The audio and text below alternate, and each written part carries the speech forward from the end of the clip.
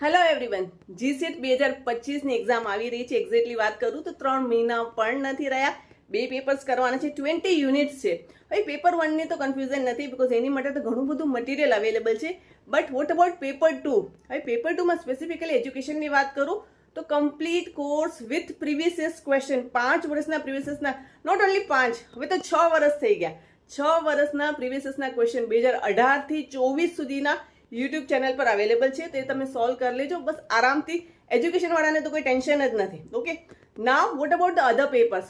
Commerce છે, library science છે, languages છે, બહુ બધા પેપર્સ છે. એ લોકોને શું કરવાનું, તો એ લોકો માટે એક ગાઈડલાઈન આપું કે 5 વસ્તુઓ ધ્યાનમાં રાખજો. સૌથી પહેલા વેબસાઇટ પર જાઓ અને સિલેબસને ડાઉનલોડ કરો. સિલેબસને સમજો, ડાઉનલોડ કરીને એની હાર્ડ કોપી લેજો, મોબાઈલમાં નહીં રાખતા. નાવ એને સમજો. ઓકે, હવે સેકન્ડ થિંગ, પ્રીવિયસના ક્વેશ્ચન પેપર્સને ડાઉનલોડ કરો, એની સાથે આન્સર કીને પણ ડાઉનલોડ કરો અને એમાં જે પૂછાતા પોઈન્ટ્સ હોય ને એને સમજવાની ટ્રાય કરો. એ બધા જ પોઈન્ટ્સને લખી લો, બિકોઝ જે તમારો આ સિલેબસ છે ને કંઈ નવો નથી. તમે 2 વર્ષ આમાં જ માસ્ટર્સ કર્યું છે, જેથી દરેક વસ્તુઓ જાણીતી છે. બટ અમુક પોઈન્ટ્સ એવા હોય છે ને કે જીસીટમાં વારંવાર પૂછાતા હોય છે, તો એના અલગથી એક લિસ્ટ બનાવી લો.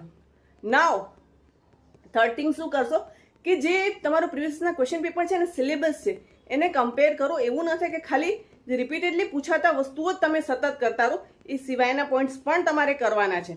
ઓકે, તો એ વસ્તુઓ પણ ધ્યાનમાં રાખજો. એના પછી જે છે fourth thing, that is notes બનાવો. દરેક વસ્તુની નોટ્સ બનાવો અને એ નોટ્સ તમને લાસ્ટ વીકમાં વાંચવા માટે જરૂરથી કામ લાગશે. અને last and fifth thing is revision. Revision સતત કરતા રહેજો. આરામથી પેપર 1 અને પેપર 2 બંને ક્લિયર થઈ જશે.